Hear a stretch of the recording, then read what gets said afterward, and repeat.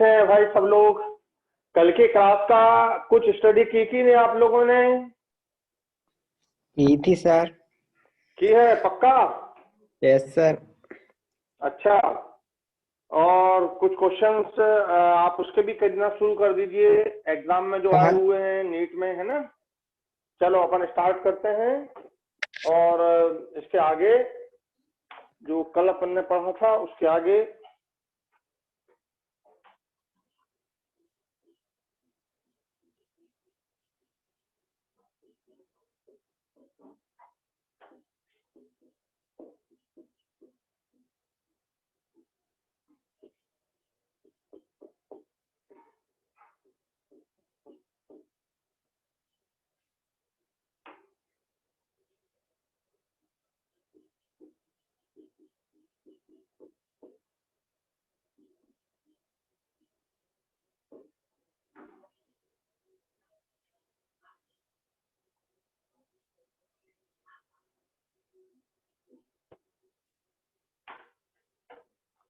तो अपना मोल का पॉइंट चल रहा था बेटा।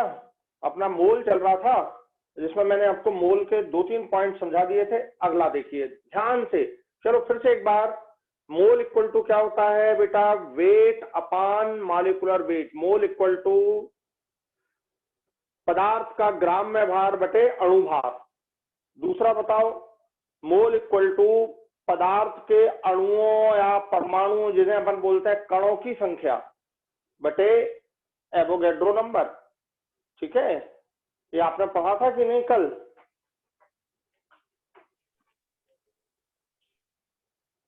चलिए, मेरी आवाज तो बराबर क्लियर आ रही है ना सब लोग को? लो क्लियर है ना मेरा? ये बोर्ड वगैरह सब अच्छे से क्लियर है ना? Yes sir. ओके चलिए। आज 24 है। क्या बेटा? 24 अच्छा है आज। तो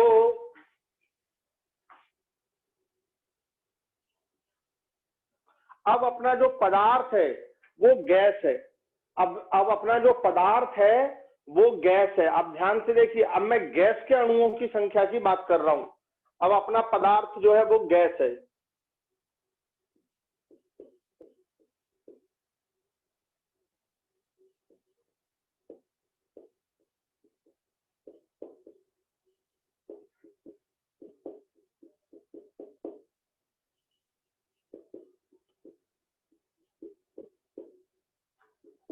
गैसीय पदार्थ के मोलों की संख्या, गैसीय पदार्थ के मोलों की संख्या बराबर से गैस का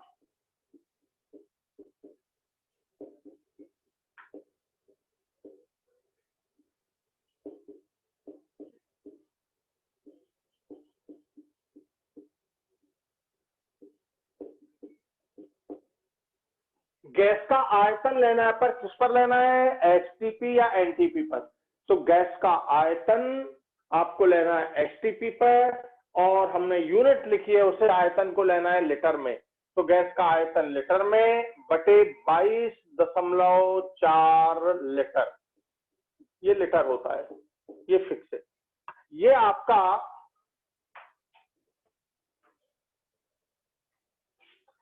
गैस के मोलों की संख्या इस तरह से आप निकाल सकते हैं। अगर आपको गैस का आयतन लीटर में दिया है, यदि आपको गैस का आयतन लीटर में दिया है तो उसको किससे डिवाइड कर दो बेटा? 22.4 से। दिमाग लगाओ कि अगर मैं तुमसे गैस का आयतन पूछूं और 1 मोल दिया है, ये मेरे को 1 मोल दिया है, 1 मोल, तो 1 में कितने का क्रॉस मल्टीप्लाई करूंगा बताओ? 22.4। तो बोलो गैस का, हाँ तो बोलो गैस के 1 मोल का आयतन कितना हो गया? 22.4। यदि गैस के मेरे पास 1 मोल, अच्छे से सुनना, गैस का मेरे पास 1 मोल हो और आयतन ये 22.4 से अपन क्रॉस मल्टीप्लाई करें तो हमें गैस का आयतन कितना मिलेगा? 22.4 लीटर। 22.4 लीटर। तो ध्यान से सुनना बेटा।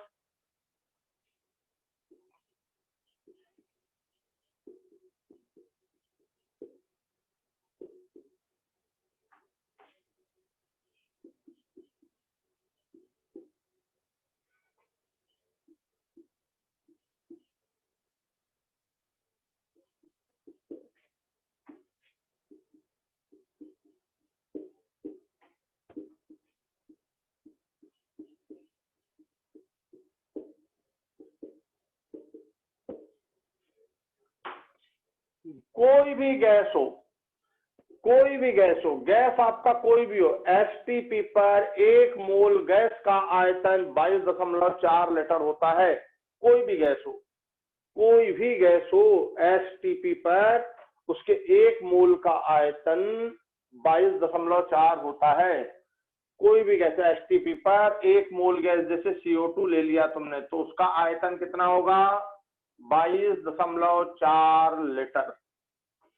तुमने एसटीपी पर कोई भी गैस, इसकी जरूरत नहीं लिखने की, यहां से लिखना है एसटीपी पर कोई भी गैस, या लिख लेना कोई भी गैस, कोई भी गैस, CO2 हो, O2 हो तो उसके 1 मोल का आयतन यही होगा, N2 हो तो उसके 1 मोल का आयतन यही होगा, H2 हो तो उसके 1 मोल का आयतन यही होगा, Cl2 हो तो उसके 1 मोल का आयतन यही होगा, H2O CH4 हो तो उसके 1 मोल का आयतन यही होगा। H2O गैस हो, ध्यान से सुनना, वाष्प अवस्था, वाष्प हो, पर वो किस पर हो? किस पर हो? एसटीपी। एसटीपी का मतलब होता है standard temperature and pressure. Standard temperature and pressure, मानक ताप दाब, मानक ताप दाब। जो ताप होता है वह होता है 273 केल्विन, और जो दाब होता है, जो दाब होता है वो 1 वायुमंडल, 1 वायुमंडल, जो दाब होता है वह 1 वायुमंडल होता है, 1 वायुमंडल होता है दाब। तो ताप होता है 273, दाब होता है 1 वायुमंडल। ऐसी कंडीशन, अगर ताप 273 केल्विन हो और दाब वायुमंडल 1 वायुमंडल दाब हो, तब कोई भी गैस 1 मोल पर कितना आयतन घेरेगी? 22.4 लीटर आयतन घेरती है। तो लिखिए इसको, बहुत इंपॉर्टेंट।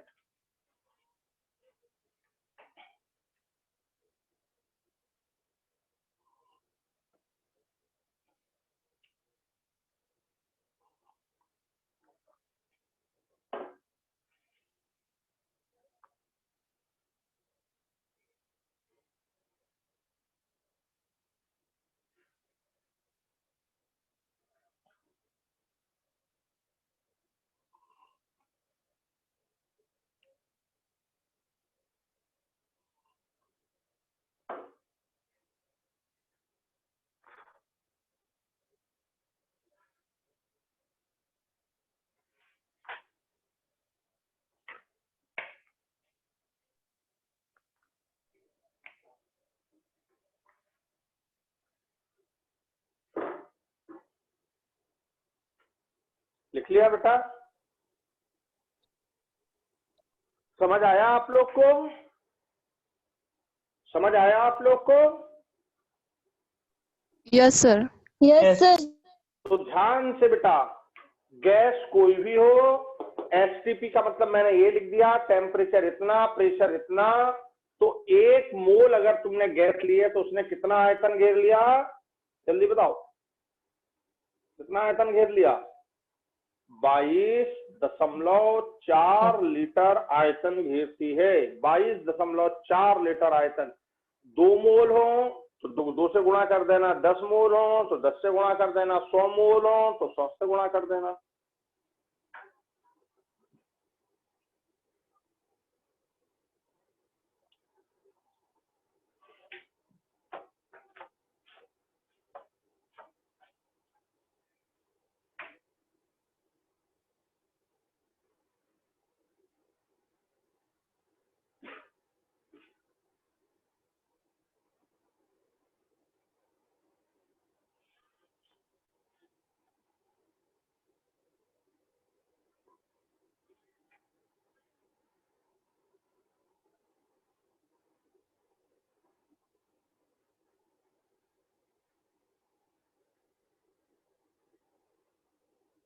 लिख लिया सर।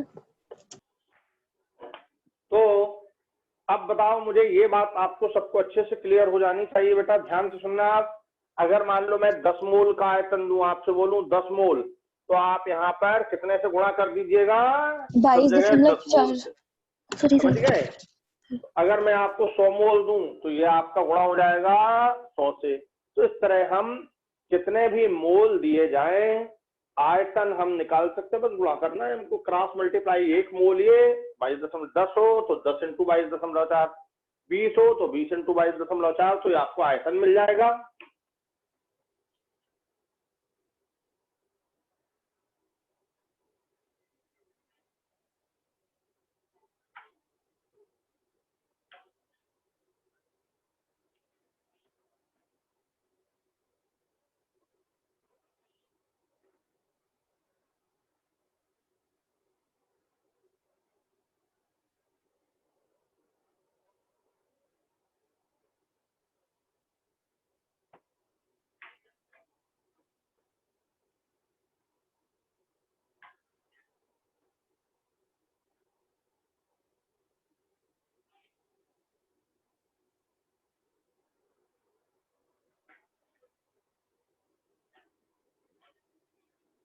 तो रसायन शास्त्र के मूलभूत सिद्धांत का एक पार्ट, मूलभूत सिद्धांत माने जो बेसिक चीज है वो मोल सबसे बेसिक चीज होती है बेटा।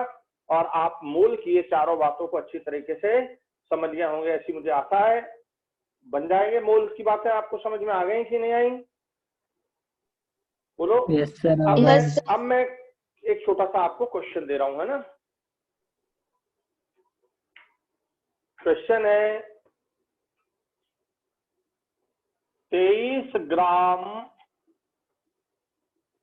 सोडियम, ध्यान से सुनना, 23 ग्राम सोडियम को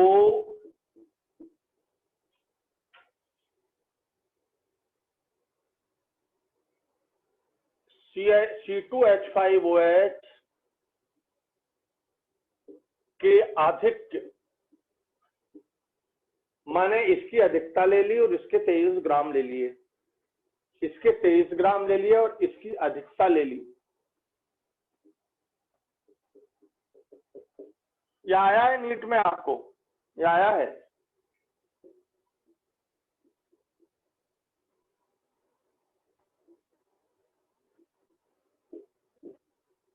तो कितने आयतन एसटीपी पर, आप चाहो तो इसको पहले लिख लेना, एसटीपी पर कितने आयतन, एसटीपी पर इसको यहां लिख लेना, एसटीपी पर कितने आयतन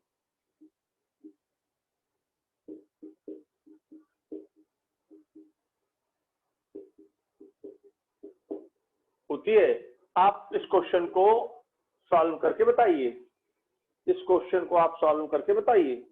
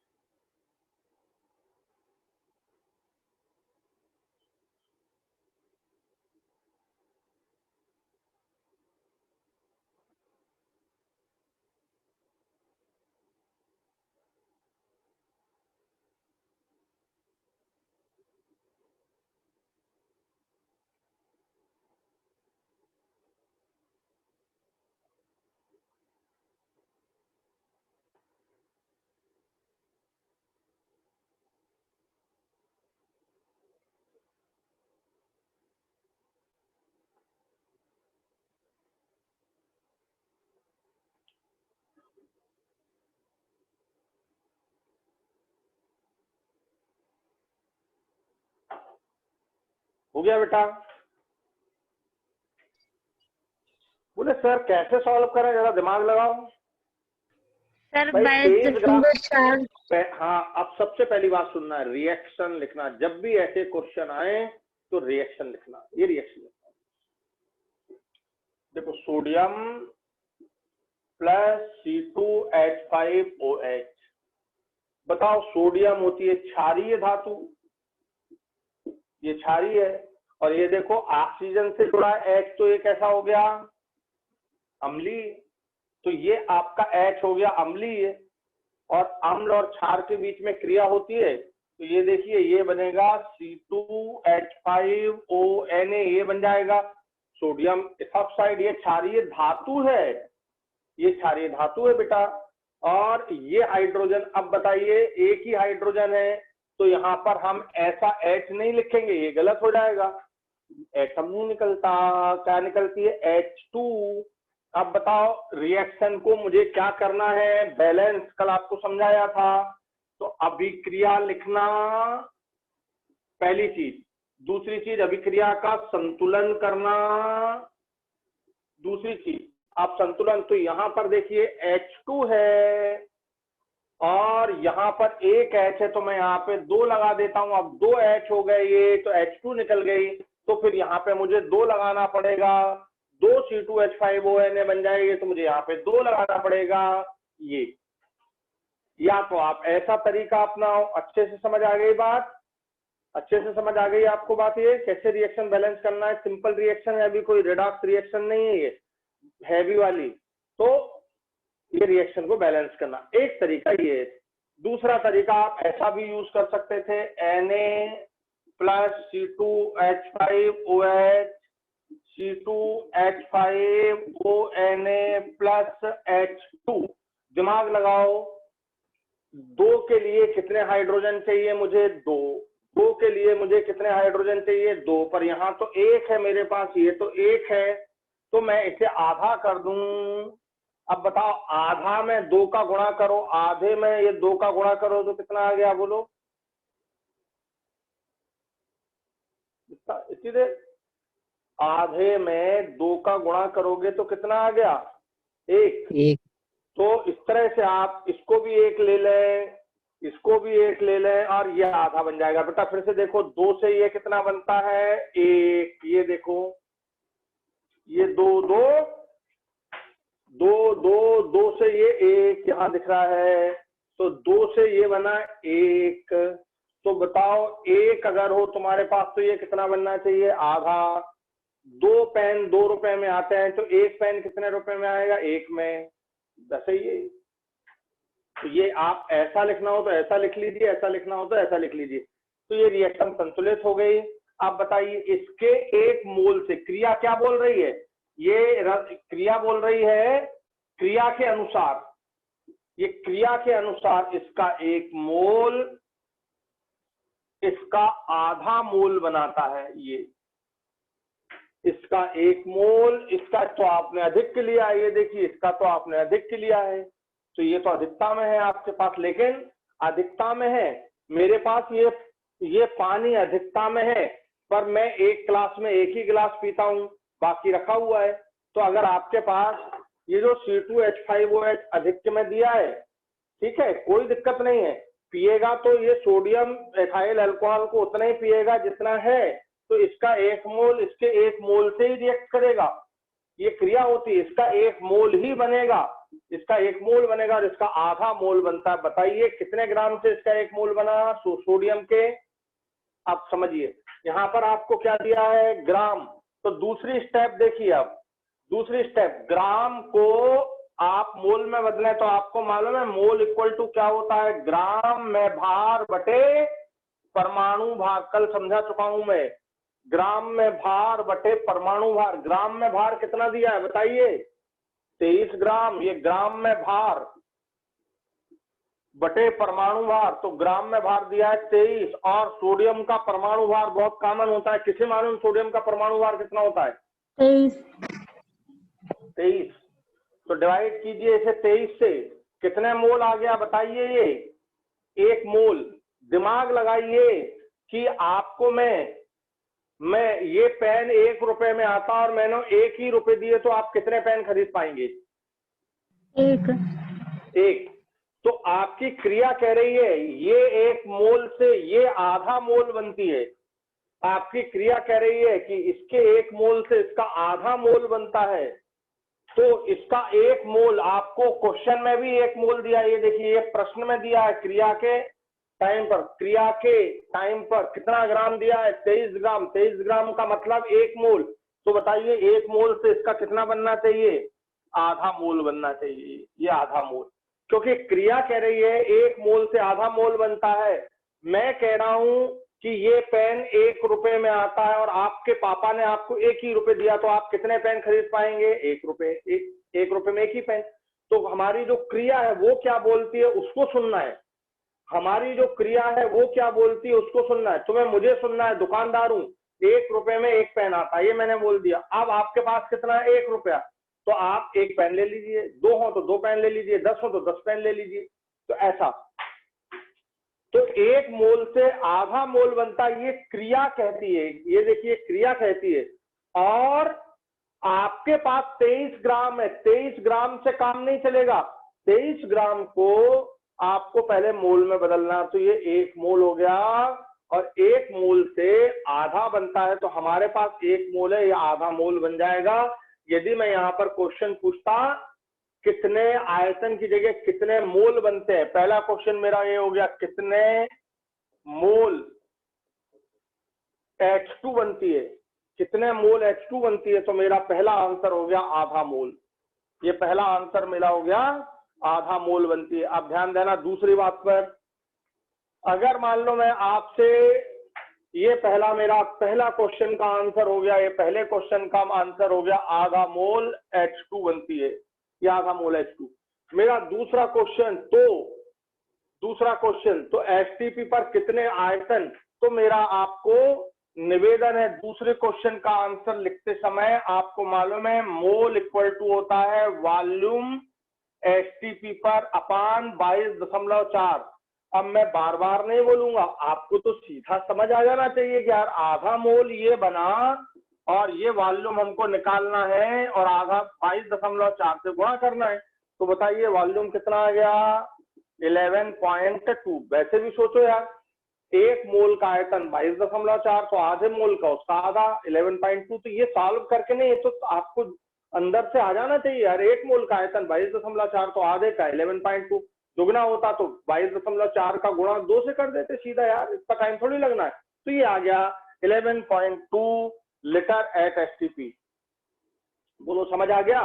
अगर मैं इसमें तीसरा क्वेश्चन पूछता कि कितने ग्राम H2 बनती, H2 का भार बताइए, H2 का भार, तो तीसरे क्वेश्चन का आंसर ये हो जाता, ध्यान से सुनिए, तीसरे क्वेश्चन का आंसर ये हो जाता मोल इक्वल टू होता है भार बटे अणु भार।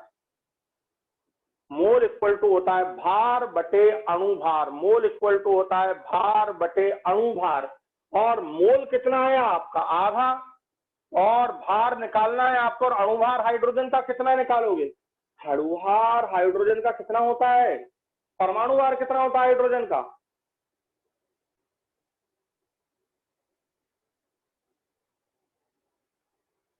हेलो,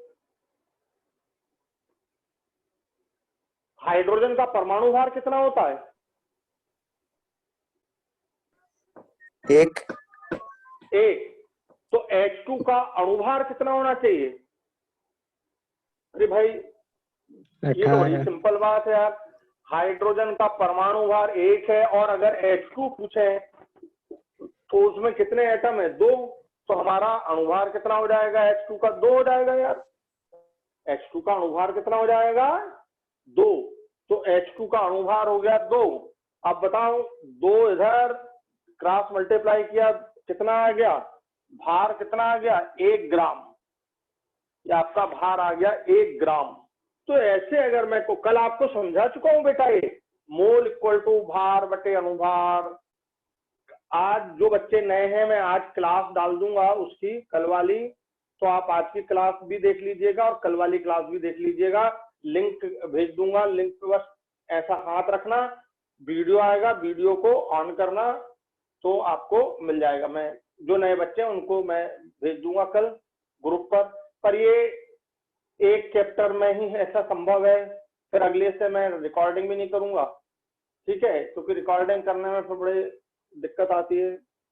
चलिए तब तक सब लोग आ ही जाएंगे जिनको आना है। तो आपको पूरी बात समझ आ गई। मैंने इसमें 3 क्वेश्चन आपको समझा दिए कल वाले, और मैंने फार्मूले भी लिख दिए वापस फिर से।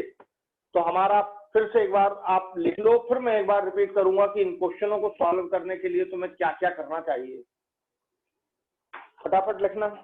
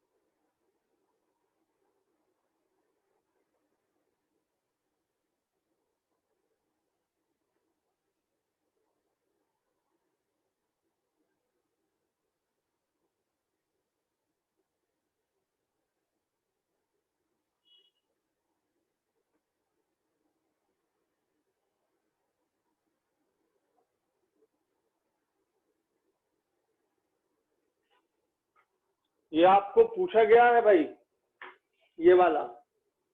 अब लिख लिया सबने? No sir.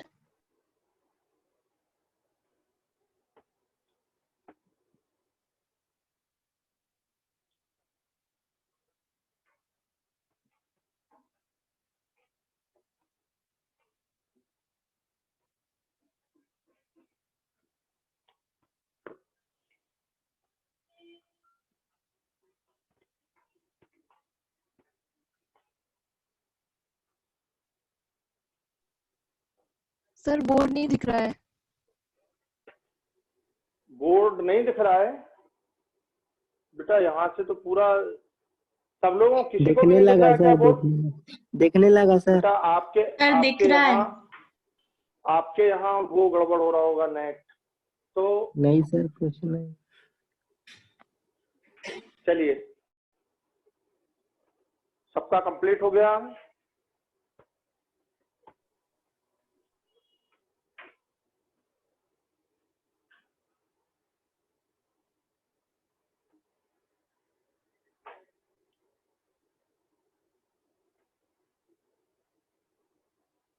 क्वेश्चन है बेटा 23 ग्राम यहाँ पे मास दिया, द्रव्यमान दिया है आपको। ये 23 ग्राम सोडियम को इथाइल अल्कोहल के अधिक में, ध्यान से सुनना बेटा, यहाँ पर मैं पानी देता तो भी वही बात थी, यही क्वेश्चन होता।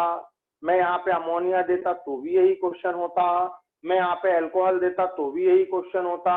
मैं यहाँ पे एसिटिलीन देता तो भी यही क्वेश्चन होता। कुछ भी, ये एसिटिलीन, मैं यहाँ पे पानी NH3 कुछ भी दूं, कुछ भी, ये देखिए इस पर भी क्वेश्चन आपको NCERT में भी दिया हुआ है, एसिटिलीन का सोडियम के साथ रिएक्शन वाला, ठीक है। और ये कोई भी दूं, सबका रिएक्शन आपको लिखना है। रिएक्शन बड़ा सिंपल है, लिखने का तरीका देखिए। और क्या करना है जल्दी बताइए, मेरे साथ बोलिए, क्या करना है? संतुलन।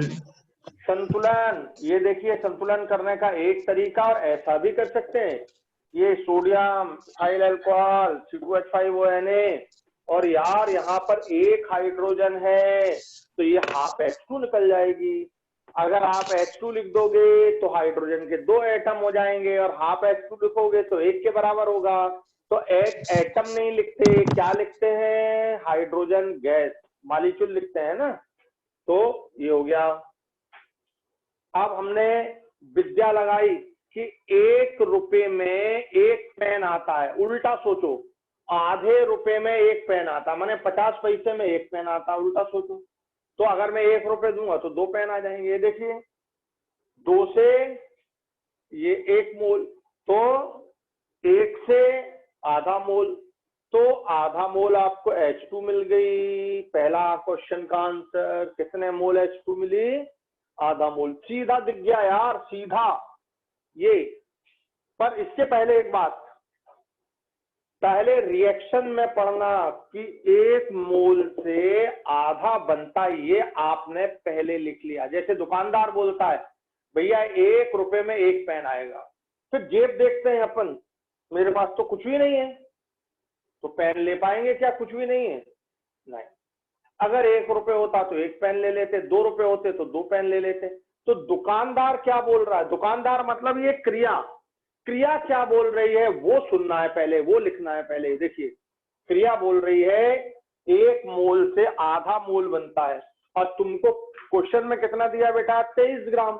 तो 23 ग्राम से 1 मोल निकाला, क्रिया ने बोला 1 से आधा बनता है। तुम्हारे पास कितने मोल है? 1, तो 1 से तुम्हारा आंसर आ गया आधा। अब ध्यान से सुनना, मैं बदल रहा हूं थोड़ा सा। अगर मैं यहाँ पर 230 ग्राम कर देता है, देखिए ये मैंने ले लिया 230 ग्राम। 230 ग्राम के इथाइल अल्कोहल, एसिटिलीन, पानी, अमोनिया किसी से भी रिएक्शन देते तो रिएक्शन को बैलेंस कर लेते, और 200, और उसी तरह ये देखिए यहां तक मैंने रिएक्शन बैलेंस की। मोल आपको निकालना है 230 डिवाइडेड बाई ये सोडियम का परमाणु भार कितना होता है? 23। तो 1 मोल की जगह मुझे यहाँ कितने मोल मिल गए बताइए? 10। अब सबसे पहली बात मैंने बोली थी कि आप क्रिया लिख के पढ़िए। क्रिया बोल रहे दुकानदार है, ये दुकानदार बोल रहा है भैया 1 मोल सोडियम लोगे तो आधा मोल हाइड्रोजन बनेगी, और तुम्हारे पास कितने मोल सोडियम है? जल्दी बताओ। 10 मोल। 10 मोल से ये कितनी बननी चाहिए? 5। बस, तो हमारा ये आंसर आ गया, पहले ही आंसर आ गया। ये आपका पहला आंसर हो गया, ये 5 मोल बन गई। दूसरा क्वेश्चन कि कितने आयतन हाइड्रोजन गैस उत्पन्न होगी, तो मैंने ये फार्मूला लगा दिया जो आपको आज दिया है, mole equal to volume upon 22.4 litre. तो मोल मेरे पास आए हैं यहाँ पर 5, ये 5 मोल आए, और 22.4 का गुणा कर दीजिए 5 से, बस। तो 22.4 गुणा 5, ये आपका इतना लीटर में, ये लीटर में। अगर मिलीलीटर में पूछे तो 1000 से गुणा कर दीजिए। 1000 ml बराबर से 1 लीटर होता है, तो कई बार मिलीलीटर में होता है, तो वो भी मैं अभी लिख दूंगा। तो ये आपका आंसर आ गया लीटर में। फिर आपको निकालना H2 का भार। तो भार कल मैंने आपको समझाया था, मोल इक्वल टू पदार्थ का ग्राम में भार बटे अणु भार। तो मोल आए आपके 5, और आपको ग्राम में भार निकालना है। भार की यूनिट होती है ग्राम, तो भार आपको निकालना है। और इसका अणुभार हाइड्रोजन का कितना होता है? 2। परमाणु भारों का योग कहलाता है अणुभार। तो परमाणु भार 1 है, और H2 में 2 हाइड्रोजन है, तो 2 हो गया। ये आपका आ गया 10 ग्राम, भार आ गया आपका 10 ग्राम। ये भार आपका 10 ग्राम आ गया। अब बताइए इस क्वेश्चन को आपने सॉल्व कर लिया कि नहीं? समझ आ गया पूरी तरह से? Yes sir. अब देखो, बोले सर यहाँ पे बदल देते तो रिएक्शन कैसे लिखते हैं? तो देखो भाई, थोड़ा सा दिमाग लगाना है आपको। एसिटिलीन, ये वाला क्वेश्चन आपको है, ये वाला क्वेश्चन आपको एसिटिलीन से रिएक्शन किया। बोलो एसिटिलीन में कितने H लगे हैं अम्लीय? ये H भी अम्लीय है, ठीक है, और ये H भी अम्लीय है, दोनों H अम्लीय हैं, दोनों H अम्लीय हैं। तो हमारा 2 सोडियम ये रिएक्शन करेगा, C triple bond C Na, और यहाँ भी Na लग जाएगा, और ये H2 रिलीज हो जाएगी। अब दिमाग लगाओ, हमारी रिएक्शन क्या बोलती है यहाँ पर? यदि मैं क्वेश्चन आपको दूं ये वाला,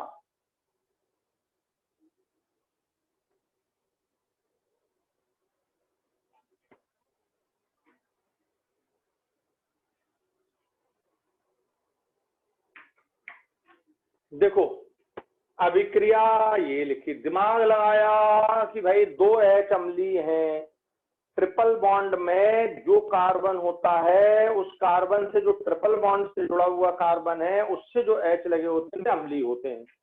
तो ये अम्लीय है, मैं आपको वहां भी सिखाऊंगा, ये अम्लीय H होते हैं। हमें थोड़ी छोटी बातें ध्यान में रखना होती हैं। अम्लीय 3 प्रकार के होते हैं, बस 3, ध्यान से सुनना, इलेक्ट्रोनेगेटिव परमाणु से जुड़ा हुआ H अम्लीय होता है, पहली बात।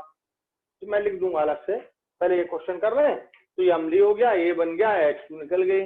अब बताओ हमारी क्रिया क्या बोल रही है?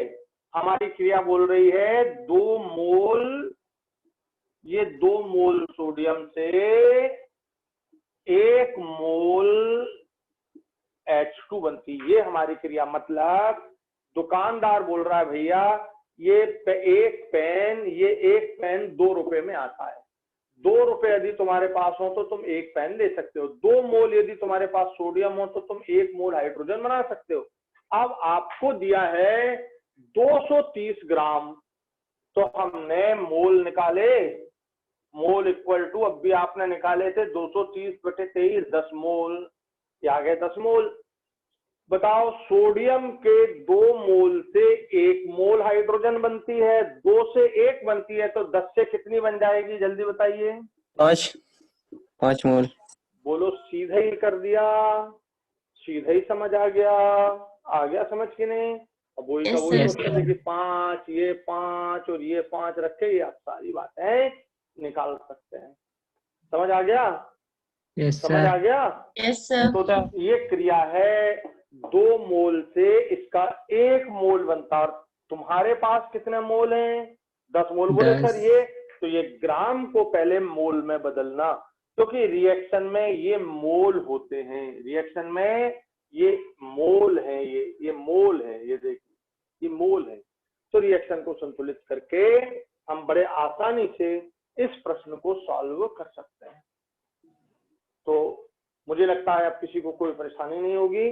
आप इस रिएक्शन को लिख लो, इस तरह का क्वेश्चन आता है, बहुत आसान है, समझना है इसे।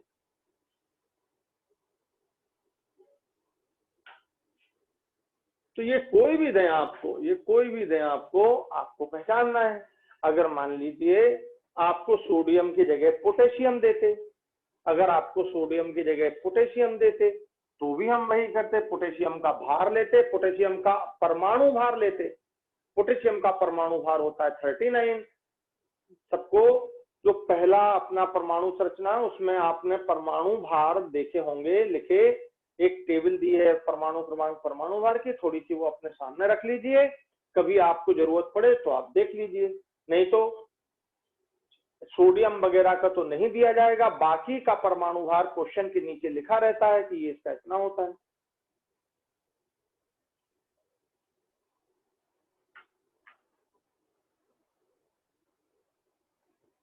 बोलो, ये क्लियर हो गया आपको? Yes sir. Yes sir. अच्छा, अब जरा सी बात समझना, अगर मान लीजिए आपसे मैं बोलूं कि भाई मेरे पास 2 पेन हैं और स्टूडेंट 3 है, ध्यान से सुनना, स्टूडेंट मेरे सामने 3 है और मेरे पास पेन 2 है, तो मैंने एक स्टूडेंट को 1 पेन, दूसरे स्टूडेंट को 2 पेन दे दिए। तो बाहर खड़े हुए आदमी क्या बोलेंगे कि आपने 2 स्टूडेंट को 1-1 पेन दे दिए, उनको प्राइज दे दी आपने, उनको गिफ्ट दे दी, जो भी है, लेकिन एक तीसरे स्टूडेंट को क्यों नहीं दे पाए आप? तो मैं बोलूंगा भाई मेरे पास पेन लिमिटेड थे, पेन तो मेरे पास 2 थे, अब स्टूडेंट 3 हो तो मैं क्या कर सकता हूं? कोई एक को नहीं मिलेगा, पेन मेरे पूरे खत्म हो गए, पेन मेरे पूरे खत्म हो गए, 2 पेन थे, दोनों खत्म हो गए। तो वो अभिकर्मक जो अभिक्रिया में पूरी तरह खत्म हो जाता है, उसका कुछ भी नहीं बचता, वो कहलाता है लिमिटिंग रिएजेंट। लिमिटिंग रिएजेंट का मतलब मेरे पास पेन लिमिट में थे, मैं बोल दूंगा तो मेरे पास तो पेन लिमिट में थे, मेरे पास तो पेन 2 ही थे, स्टूडेंट मेरे पास ज्यादा थे, तो मुझे किसी भी 2 स्टूडेंट को ये पेन देने थे तो मैंने दे दिए। तो पेन लिमिट में थे, स्टूडेंट ज्यादा थे, तो यहाँ पर भी यही चीज है। देखिए ये और ये अधिक में है, ये अधिक में, इसकी कभी कमी नहीं होगी, ये तो बहुत ज्यादा है और ये पूरा खत्म हो जाएगा। ये बताइए 2 मोल में से 2 मोल पूरा खत्म हो गया। तो अब इसे लिखने का दूसरा तरीका मैं आपको समझा रहा हूं इसे ध्यान से देखना।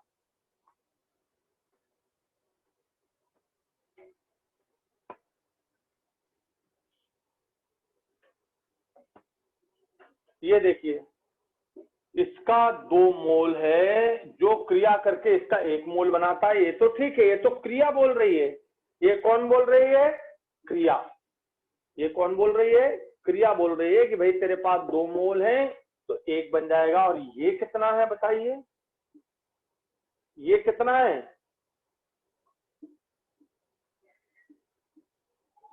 अधिक में है। ये कितना है? अधिक में। तो क्रिया जो है, क्रिया बोल रही, पहले मैं क्रिया समझा दूं। क्रिया बोल रही है कि इसका 1 मोल क्रिया करता है, इसका 1 मोल, इसके 2 मोल से इसका 1 मोल क्रिया करता है। तो इसका ये देखिए 1 मोल बनता है और इसका आधा मोल बनता है। ये क्रिया बोल रही है। और बोले क्रिया कैसे बोलती है? जो लिखा है वही तो बोलेगा। जो तुम्हारे जेब में है वही तुम बोलोगे। तुम्हारी जेब में अगर 10 रुपए तो तुम बोलोगे मेरी जेब में 10 रुपए। जो क्रिया बोल रही है वही आप यहाँ पे देख रहे हैं, वही आप लिख रहे हैं। बहुत सिंपल है। ये 2 मोल, इसका 1 मोल, ये 1 मोल है। हाइड्रोजन 2 है इसमें, इसलिए यहाँ पर 2 हाइड्रोजन एटम माने 1 मोल H2 निकल रही है। और ये आपका 1 मोल बन गया, आपका 1 मोल बन गया। इसलिए क्रिया ने बोला। किसने बोला? क्रिया ने बोला। अब ध्यान से सुनना, अब ध्यान से सुनना।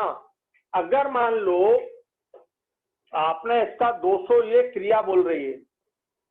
अब प्रश्न में अब भी आपने 230 ग्राम के कितने मोल निकाले थे बताइए?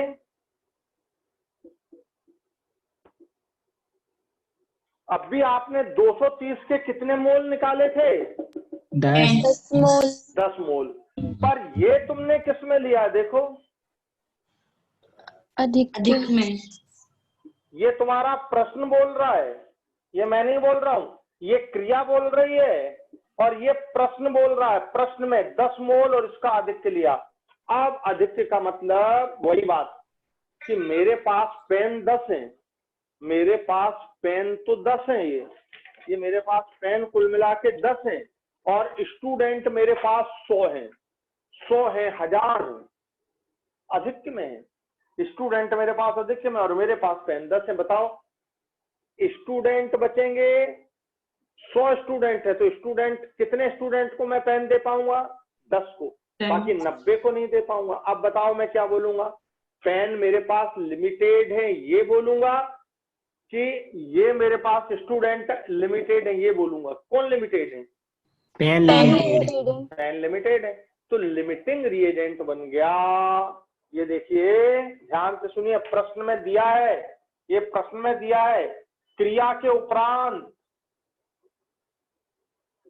क्रिया के बाद। ध्यान से सुनिए, क्रिया के बाद ये बचेगा 0, क्योंकि ये 10 मोल है और ये अधिक में है।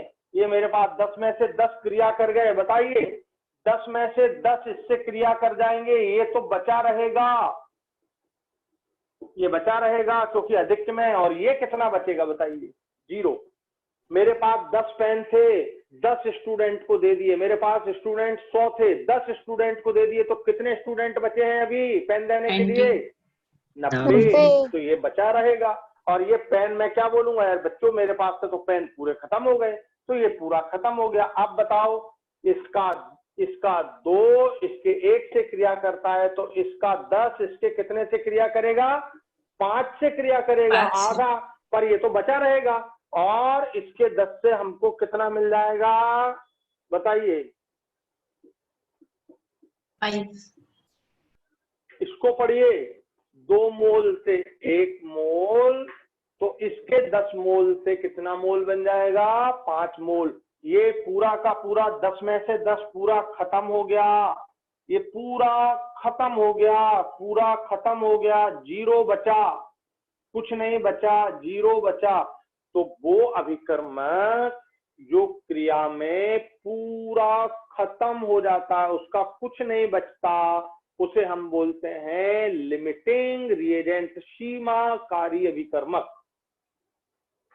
जीरो बचा, ये बोलते हैं, इसे बोलते हैं सीमाकारी अभिकर्मक। और ये अधिक्य में है, ये अधिक्य वाला अभिकर्मक कहलाएगा, ये सीमाकारी अभिकर्मक कहलाएगा।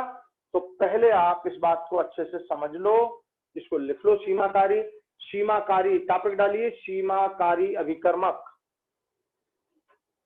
सीमाकारी अभिकर्मक, और लिखिए वह अभिकर्मक, वह अभिकर्मक, वह अभिकर्मक जो, वह अभिकर्मक जो क्रिया के बाद, वह अभिकर्मक जो क्रिया के बाद पूरा समाप्त हो जाता है।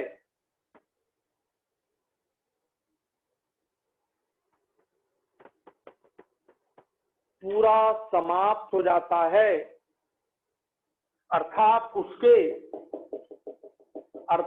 उसके जीरो मोल बचते हैं, अर्थात उसके जीरो मोल बचते हैं, जीरो मोल बचेंगे, पूरा समाप्त हो गया, तो ऐसा अभिकर्मक सीमाकारी कहलाता है। पॉइंट समझ आ गया सीमाकारी का?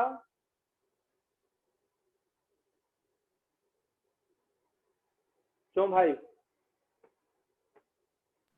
Yes sir. 10। अब फिर से ध्यान देना बेटा, सीमाकारी अभिकर्मक ये तो अधिक्य में था, क्या ये डिसाइड करेगा, क्या ये डिसाइड करेगा कि इसके कितने बनेंगे? नहीं। डिसाइड करने वाला कौन? सीमाकारी। इसके 10 थे, इसके 10 से इसके कितने बने? 5। इसके 10 से इसके कितने बने? 5। जरा सोचो, इसने डिसाइड किया कि 5 बने, इसने क्यों नहीं डिसाइड किया? क्योंकि ये तो अधिक में है, इतना है कि आप डालते जाओ रिएक्शन होते जाएगी, पर डिसाइड करने वाला ये सीमाकारी अभिकर्मक होगा। अब बताओ, सीमाकारी अभिकर्मक निर्धारित करता है कि उत्पाद के कितने मोल बनेंगे। सीमाकारी अभिकर्मक निर्धारित करता है कि उत्पाद के कितने मोल बनेंगे, ये अधिक्य वाला कभी भी निर्धारित नहीं करता। तो लिख लीजिए, सीमाकारी अभिकर्मक निर्धारित करता है कि उत्पाद के कितने मोल बनेंगे। तो इसके 10 ने इसके 5 बनाए, इसके 10 ने इसके 5 बनाए, इससे डिसाइड नहीं हुआ, क्योंकि ये तो अधिक्य में है। अब बताओ, तुमको ये पूरी बात अच्छे तरीके से समझ आ गई मूल कंसेप्ट की? Yes sir. तो आपको यस सर। ये बहुत ज्यादा इंपॉर्टेंट है सीमाकारी अभिकर्मक, और मुझे लगता है आप अच्छी तरीके से पहचान गए। लिख लिया आपने? Yes sir. सीमाकारी अभिकर्मक का ये पॉइंट, बस ये जो 5 आपका बन रहा है वो इससे डिसाइड हुआ, सीमाकारी से, इससे डिसाइड नहीं हुआ अधिक्य वाले से। अधिक्य वाला तो इतना है, समुद्र में पानी अधिक्य में है, पी लो कितना पीना है, वो खत्म नहीं होगा। तो डिसाइड करने वाले कौन? पीने वाले, कि भैया मैंने 1 गिलास पिया, 2 गिलास पिया, वो तो अधिक्य में है।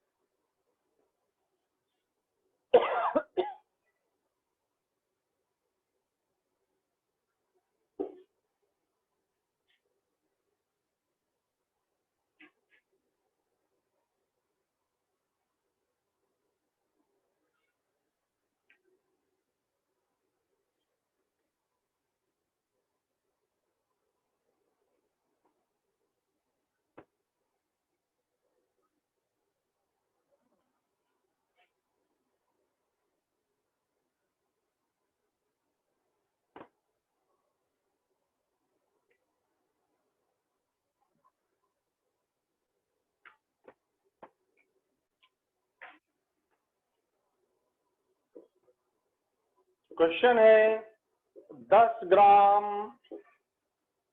कैल्शियम कार्बोनेट को गर्म करने पर कितने मोल CO2 उत्पन्न होगी? कितने ग्राम CO2 उत्पन्न होगी? कितना आयतन CO2 उत्पन्न होगी STP पर? ये 3 क्वेश्चन आपको सॉल्व करने हैं।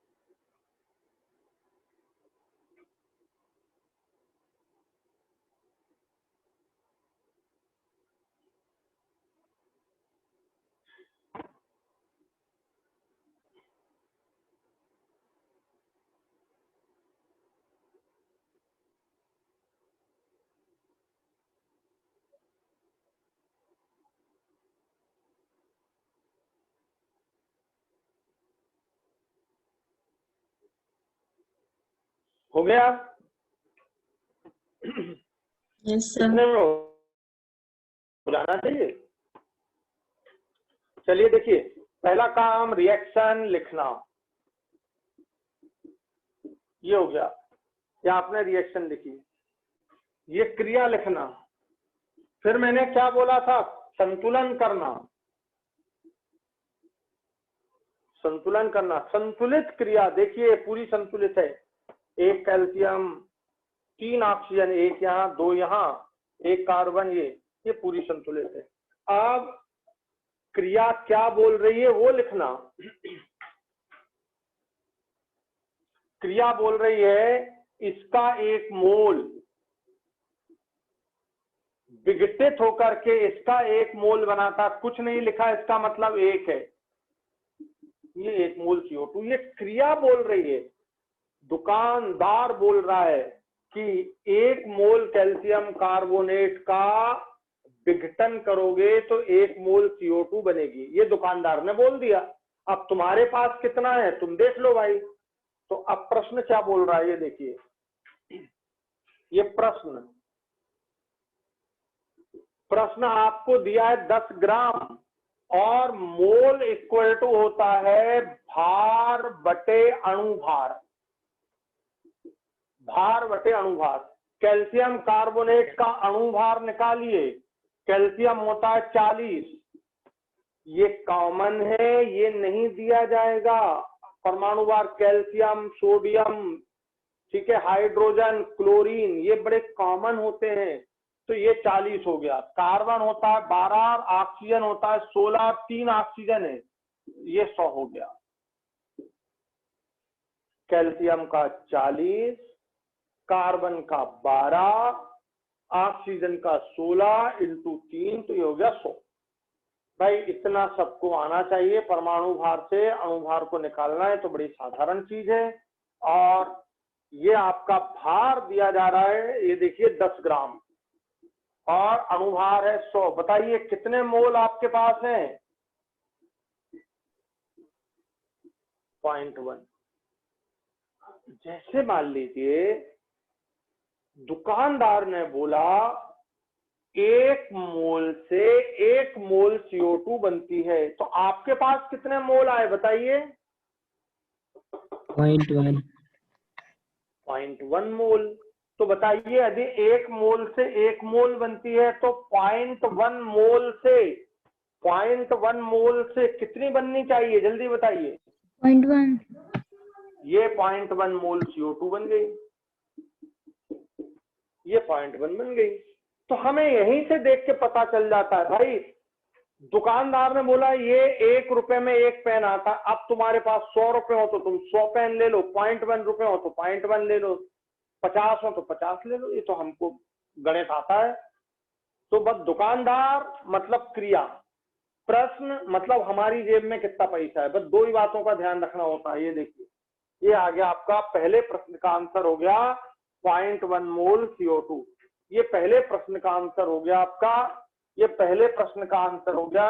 अब बताइए, अब आपको दिया ग्राम, तो फिर दूसरे प्रश्न का आंसर मोल इक्वल टू होता है मोलों की पूरी, किसी भी पदार्थ के मोलों की संख्या। अब ऐसा नहीं लिखना है, इतनी बार लिखोगे तो गड़बड़ हो जाएगा। आप सीधा मोल इक्वल टू होता है भार बटे अणु भार। ये यहां भी वही लगा, पर यहां मैंने जो निकाला वो इसके लिए निकाला, अब मैं निकालूंगा इसके लिए। अब मैं बात करूंगा, ये मोल CO2 की बात कर रहा हूं मैं यहाँ पे, और यहाँ पे मैं बात कर रहा हूं कैल्शियम कार्बोनेट के लिए। भाई परिभाषा तो वही रहेगी। आप यहाँ बात कर रहे हो कैल्शियम कार्बोनेट के लिए, आपकी जेब में पैसे रखे हैं 100 रुपए, आप समोसे खा रहे हो तो भी पैसे दे रहे हो, पेन ले रहे हो तो भी पैसे दे रहे हो। तो यहाँ समोसे की बात हो रही है और यहाँ पेन की बात हो रही है। अब ये देखिए CO2 बन गई। फिर आप कॉफी ले रहे हो तो कॉफी में भी पैसे दे रहे हो। तो इस तरह मोल तो यहाँ भी है, मोल तो यहाँ भी है, पर यहाँ किसके मोल की बात की गई, कैल्शियम कार्बोनेट के। और यहाँ किसके मोल की बात की जा रही है, बताओ, जो बना है CO2 के मोल की बात की जा रही है। तो CO2 का कितना मोल बना, ये बना 0.1 मोल। 0.1। मुझे भार निकालना है, और अणुभार CO2 का अणु, जैसे मैंने ये निकाला, जैसे मैंने ये निकाला, और सही CO2 का भार निकालिए, परमाणु भार ये होता है 12, ये होता है ये आ गया 44। तो ये CO2 का अणुभार हो गया 44। अब बताओ, इसमें मल्टीप्लाई कीजिए, भार कितना मिल गया, 4.4 ग्राम CO2। ये आपका दूसरे प्रश्न का आंसर हो गया। भाई कितना आसान है। अब कितना आयतन, तो तीसरे प्रश्न का आंसर, तीसरे प्रश्न का आंसर आपको चाहिए। तो आप सब जानते हैं क्या होता है, परिभाषा बताइए। मोल बराबर से वॉल्यूम बटे 22.4, ये आपको मालूम होना चाहिए। अब भी आपने आज की क्लास में सबसे पहले यही लिखा। तो ये वॉल्यूम है। अब बताओ मोल कितना है तुम्हारे पास, 0.1, और 22.4 से गुणा कर दो, तो ये आपका भार आ गया 2, ये आपका आयतन आ गया, कितना आ गया, 2.24 लीटर। ये वॉल्यूम आपके, मोल आपका 0.1 है, और 22.4 से आप गुणा करिए तो 2.24 आपका वॉल्यूम एट STP आ जाएगा।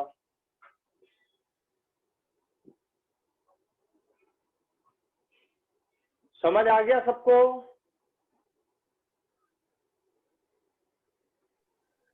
क्यों भाई? Yes sir. Yes sir. तो ये कर दूं क्लीन, क्वेश्चन कर दूं क्लीन यस सर। कि नहीं अभी?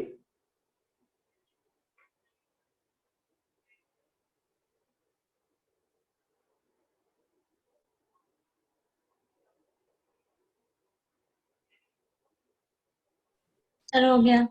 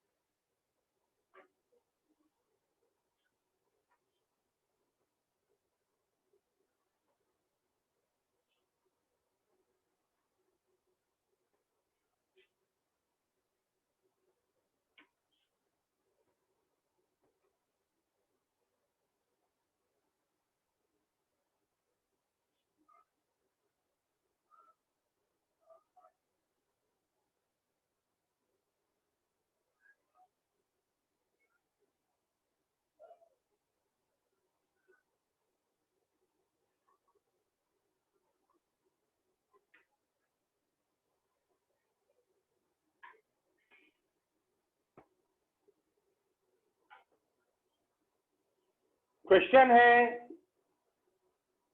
73 ग्राम HCl को 73 ग्राम HCl को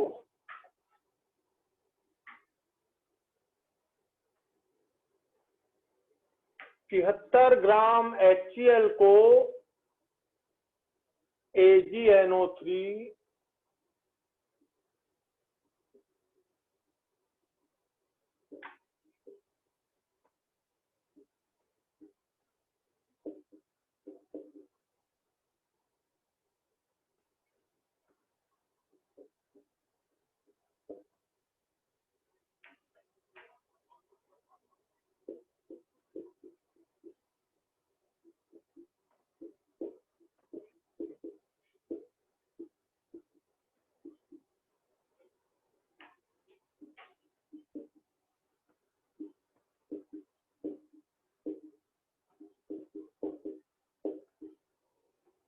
अब अक्षेप बनता है तो सॉल्व करके बताइए इसे,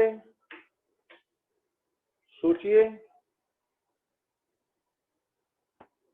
73 ग्राम HCl दिया है और AgNO3 दिया है। ये लिखा मैंने HCl, ये लिखा मैंने AgNO3। मुझे AgNO3 का कोई टेंशन नहीं है। क्यों? क्योंकि वह आधिक्य में है, ये आधिक्य में है। ठीक है, आधिक्य में है, कोई टेंशन नहीं है मुझे। मेरे पास ट्रॉफियां आधिक्य में हैं और खिलाड़ी कम है, मुझे कोई टेंशन नहीं है कि बाजार जाके लाना पड़ेगा, किसी खिलाड़ी को नहीं मिल पाई तो क्या होगा, बेइज्जती हो जाएगी। मुझे कोई टेंशन नहीं, ट्रॉफियां मेरे पास हजारों रखी हैं। ठीक है, और फुटबॉल के खिलाड़ी 10 टीम है मेरे पास। ठीक है, हजारों मेरे पास ट्रॉफियां रखी, तो मुझे ट्रॉफियों की चिंता नहीं है। ठीक है, कि मुझे बाजार जाके खरीद के लाना पड़ेगा और कोई और खिलाड़ी को नहीं मिल पाई तो कितना बुरा लगेगा, ये कोई टेंशन नहीं। बस अधिक में HCl क्रिया हुई, ये देखिए Ag और Cl के बीच में रिएक्शन, Ag आयन और Cl आयन, ये AgCl का अवक्षेप बन गया। वही पूछा है आपसे। और बाकी आपको लिखना हो तो लिखो, नहीं लिखना हो तो मत लिखो। ये HNO3 बना, हमें तो केवल इससे और इससे मतलब। बोले सर इससे क्यों मतलब नहीं है? अरे भाई ये तो इतना है कि हमें जरूरत ही नहीं है इसके सोचने की। हमें तो अब इन दो चीज से मतलब, इससे और इससे मतलब है। अब बताइए क्रिया क्या बोल रही है? संतुलन देखिए, क्रिया और उसका संतुलन है कि नहीं, जल्दी देखिए। ये क्रिया संतुलित है कि नहीं, जल्दी देखिए।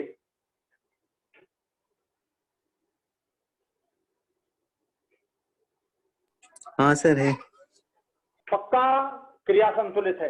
अब बोलिए क्रिया क्या बोलती है? क्रिया क्या बोल रही है कि इसका 1 मोल, ये तो अधिक में है, कोई टेंशन नहीं है, इसका 1 मोल बनाता है। ये देखिए, ये क्रिया बोल रही है विद्या, 1 मोल से इसका 1 मोल बन रहा है बस। अब आप ये देखो, ये आपको दिया है 73 ग्राम, ये तो इसका ग्राम में भार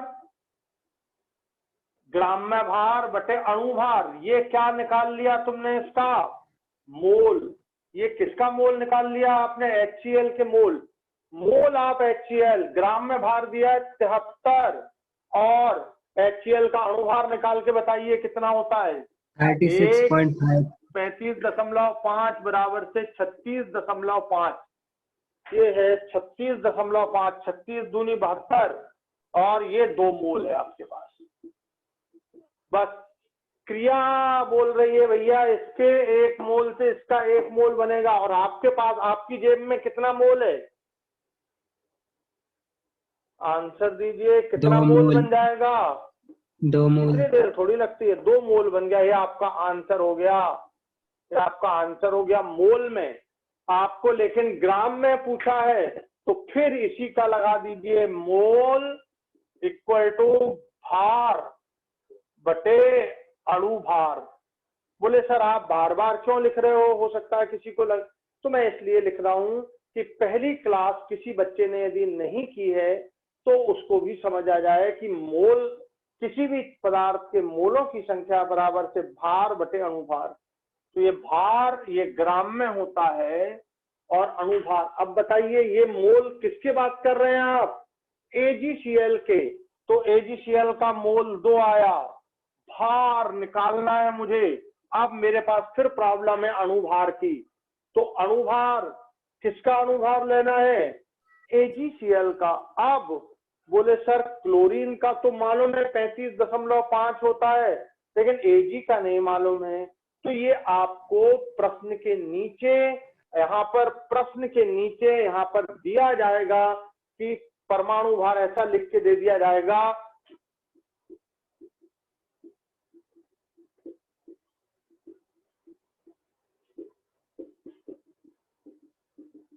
ऐसा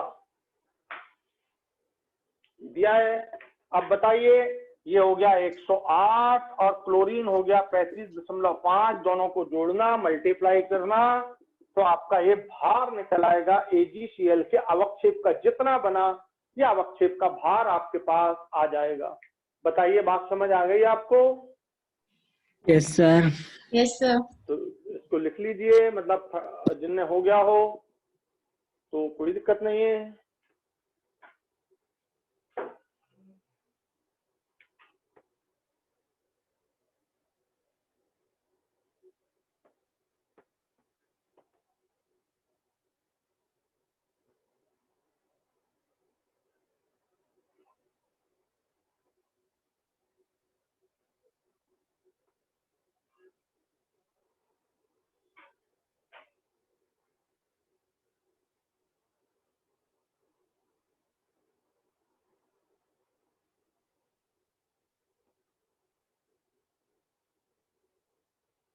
हो गया?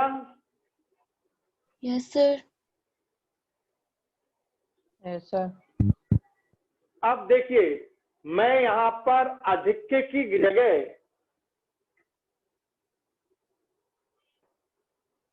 ये देखिए AgNO3 के 1700 ग्राम ये दे दिया मैंने। AgNO3 का कितना ग्राम लिया? 1700 ग्राम। और HCl का कितना लिया? 73 ग्राम। तो मैंने दिमाग लगाया कि यार Ag ये तो मेरे पास 2 मोल है, इसका भी मोल निकाल के देख लेता हूं मैं। 1700 ग्राम दिया है और AgNO3 का अणुभार ये मैंने निकाल दिया 170 होता है। AgNO3 का अणुभार मैंने निकाल दिया, आप निकाल सकते हो। 108 ये दिया है, क्लोरीन दिया है और ऑक्सीजन और नाइट्रोजन तुम्हें मालूम है, ये निकाल दिया मैंने इधर,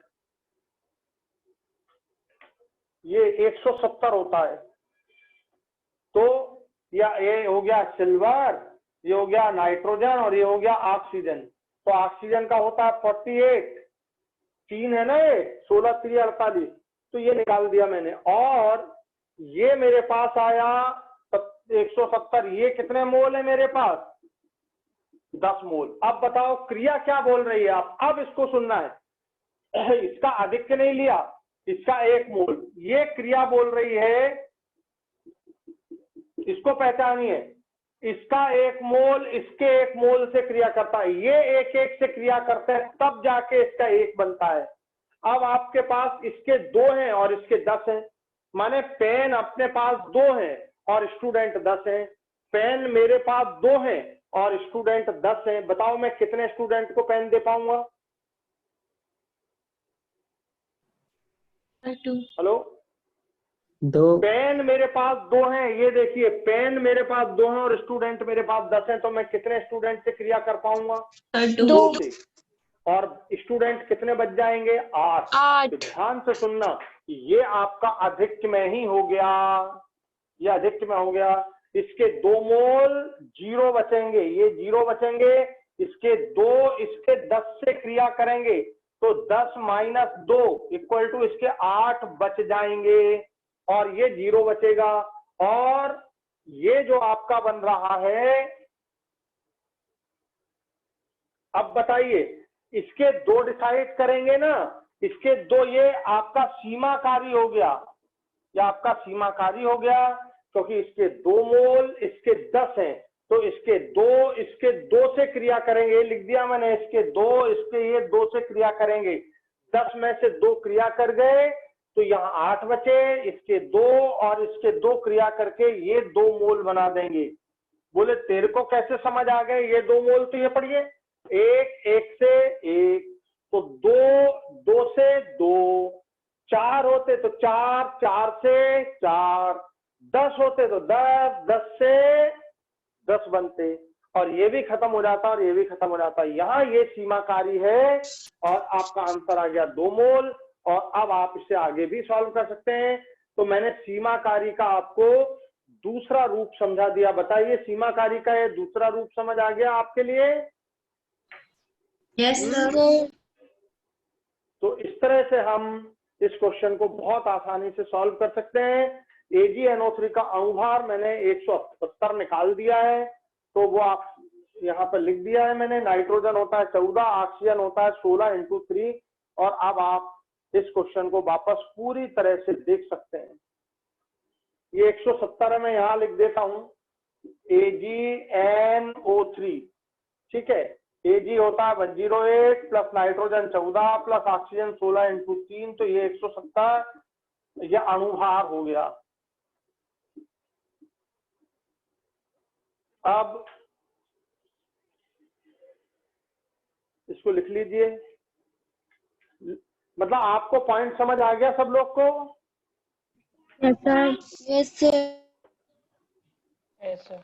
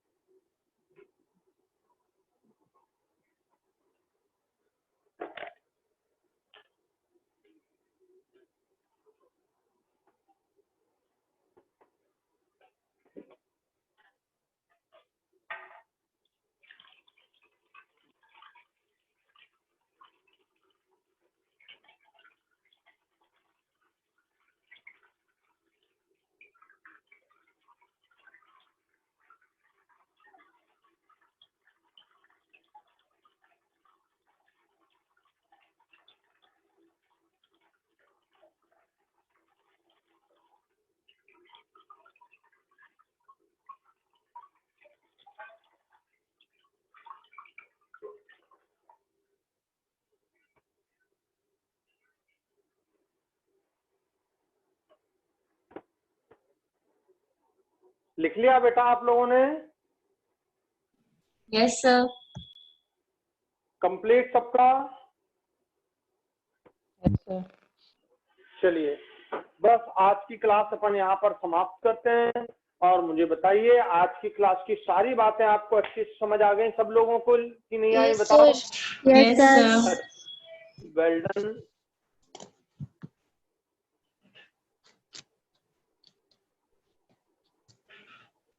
तो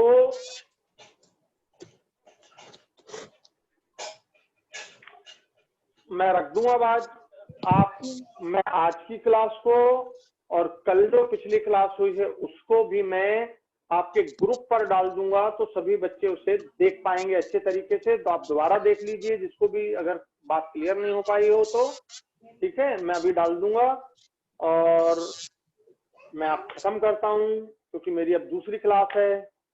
जय हिंद, जय भारत। जय हिंद सर। Good bye.